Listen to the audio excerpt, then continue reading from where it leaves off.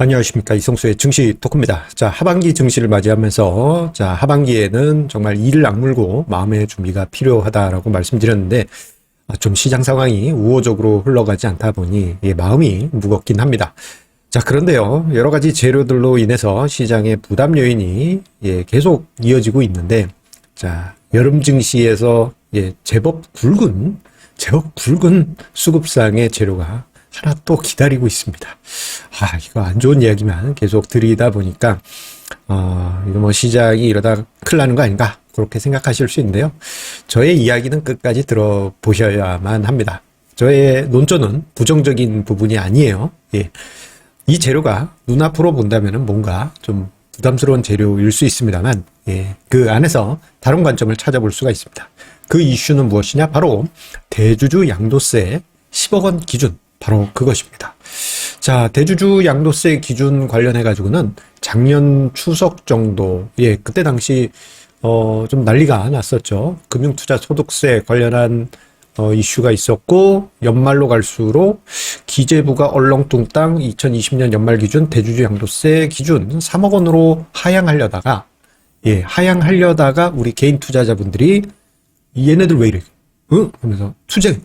우리 모두 다 투쟁하지 않았습니까? 자, 그 덕분에 기재부의 계획을 막았죠. 자, 하지만 2019년에 레벨 다운된 대주주 양도세 기준 10억 원 기준은 그대로 남아 있습니다.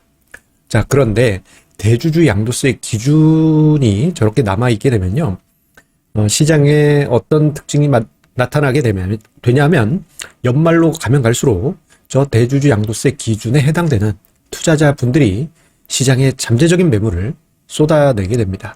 아니, 한 종목을 10억 원 들고 있으면 저거 정말 부자 아닌가? 뭐 얼마나 되겠어? 라고 생각하실 수 있겠지만 생각보다 많습니다. 은근히 많은 투자자분들이 한 종목에 10억 원 이상 들고 계신 분들 정말 은근히 많고요. 특히 10억 원 이상 한 종목에 가지고 계신 투자자분들 같은 경우, 이게 대형주에서 물량을 내놓을 때는 뭐 그냥 한호가에서 처리되는 부담 없는 수준이지만, 이게 스몰캡에서 저 물량이 나온다? 그럼 며칠 동안 또는 몇 달 동안 주가의 부담 요인이 될 수 있습니다. 그런데 이런 투자자가 한두 명이 아니잖아요. 그러다 보니 대주주 양도세 기준이 레벨 다운되기 시작한 게 이제 2013년 연말이었습니다. 그때부터 2년마다 대주주 양도세 기준이 증시에 중요한 변수로 등장을 해 왔었어요. 자, 그리고 그 이후에도, 그 중간지대에도 약간의 시장의 긴장 요인으로 남아 있었죠. 자, 그래서, 일단 요 부분을 우리가 한번 점검을 해볼 필요가 있습니다. 대주주 양도세 기준이 어떻게 보면 실질적으로 처음 레벨 다운된 2013년 그 당시로 우리가 가서 그때 어떤 일이 있었는지 되고 봐볼 필요가 있습니다. 왜 이야기를 드리느냐? 이것을 이해를 했을 때, 이 상황을 이해했을 때 올해 대주주 양도세 10억 원 이슈가 시장 수급에 어떤 영향을 미칠지 체계적으로 이해하실 수가 있습니다. 제가 이제 증시 토크 칼럼을 매일 쓰기 시작한 게 벌써 한 9년, 2012년 그때 당시 여름부터 매일같이 칼럼을 써왔고요. 그 이전에도 뭐 일주일에 한두 번씩 꾸준히 써왔습니다만, 어쨌거나 매일 쓴 것은 2012년 여름부터였고 2013년에도 열심히 쓰고 있었죠. 근데 2013년 연말 정도에 대주주 양도세 이슈가 저의 칼럼에 등장합니다. 그때 당시, 자, 그 이전에 어떻게 생각해보면, 와, 진짜 저 정도면 대주주지 하는 그 레벨에서 한 단계 레벨 다운되는 제도적인 변화가 2013년부터 8년 전, 요때부터가 시작되었던 시점입니다. 자, 코스피 시장 같은 경우에는요, 자, 지분율 3%에 한 종목당 100억 원 가진 투자자에서, 자, 이게 2013년 연말을 기점으로 해서 2% 지분에, 자, 50억으로 낮아졌고요. 그리고 코스닥 시장은 5% 50억 기준에서 4% 40억 기준으로 낮아졌습니다. 지금으로 생각하면, 와, 진짜 엄청난 금액이네. 금액이죠. 자, 저 이후 2년마다 레벨 다운 되어 왔습니다. 자, 그런데 저때 당시 어떤 일이 있었느냐? 해프닝이 벌어집니다. 주식시장에. 저게 이제 어떻게 보면 실질적으로 처음 레벨 다운된 일이었고, 그리고 2013년에요. 금융소득 종합과세 대상, 예, 이자 배당 소득이 4천만 원 이상인 분들 금융소득 종합과세 대상이었는데 2013년에 그게 2천만 원으로 퐁 하고 내려오게 됩니다. 그게 2013년이에요. 그러다 보니 이 이슈가 맞물리면서 연말에 예, 세금적인 이슈를 회피하기 위한 매도 물량이 집중되게 됩니다. 연말에. 그래서 그해 12월에요. 이유 없는 주가 급락하는 종목들, 스몰캡 그리고 코스닥 이들 종목에서 이러한 일들이 발생되게 됩니다. 자, 그래서 어떤 일이 2013년에 나타났냐? 이 자료를 한번 봐주십시오. 2013년에 보게 되면요. 6월 달에 버냉키 쇼크, 요즘 이제 테이퍼링 이야기 나오는데 2013년 6월에 버냉키 그때 당시 연준 의장이 테이퍼링 할지도 몰라 했다가 증시가 무너졌는데 요때 당시가 이제 6월이었습니다. 자, 그리고 난 다음에 추이를 보세요. 지금 화면상의 위쪽은 코스피 소형 업종 지수고요. 화면상의 하단부는 코스피 대형 업종의 지수 흐름입니다. 2013년 6월부터 해서 2014년 봄까지 흐름인데, 자, 코스피 대형주 같은 경우에는 여름 이후에 반등이 나옵니다. 그런데 그때 당시 코스피 소형 업종 지수를 보게 되면요. 재미없어요. 그리고 연말로 갈수록 11월에 뭔가 이유 없이 쭉 빠졌고, 그리고 연말에 또다시 빠지는데, 코스피 대형 업종은 상대적으로 이게 그림으로는 커 보이지만 낙폭이 양호했습니다. 하지만 코스피 소형 업종 지수 같은 경우에는 제법 깊은 낙폭이 발생했죠. 특히 연말에 이거 투매라고 해야 될까요? 개별 종목 단위에서 쟤 왜 저래 하면서 푹푹 꺼지는 종목들이 많았습니다. 그러다가 새해가 되니까 대주주 양도세를 회피했던 그 큰손 투자자분들이 다시 주식을 사들이면서 2014년에 연초 스몰캡 랠리가 발생하게 됩니다. 자, 그런데요, 여기서 대주주 양도세 기준이 되었던 투자자 입장으로 생각해 볼게요. 하반기 때, 특히 연말에 저 이슈를 피하기 위해서 투매를 하고 헐값에 던졌는데, 그리고 새해에 다시 사들이고 보니까 평균 단가가 올라가 있습니다. 억울하죠. 이거 뭐 피하려다가 더 억울한 상황이 발생된 것입니다. 그러다 보니 저 이후부터는 어떤 현상이 나타나느냐.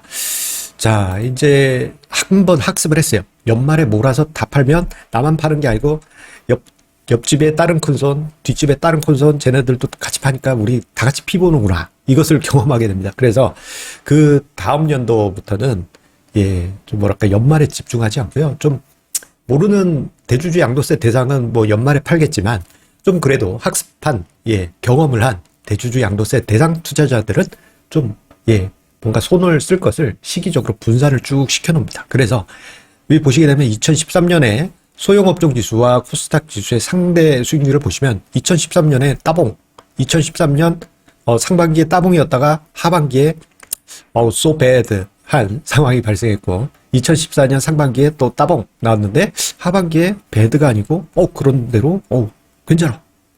그러다가 2015년에 또 레벨 다운 되니까 또 이게 분위기 안 좋게 나왔고 2016년에도 조금 아쉽긴 했습니다만 자, 2017년에 또 다시 소형업종 지수 같은 경우 안 좋은 흐름. 그리고 2018년에는 그 정도까지는 아니지만 하반기 때 좀 아쉬운 흐름.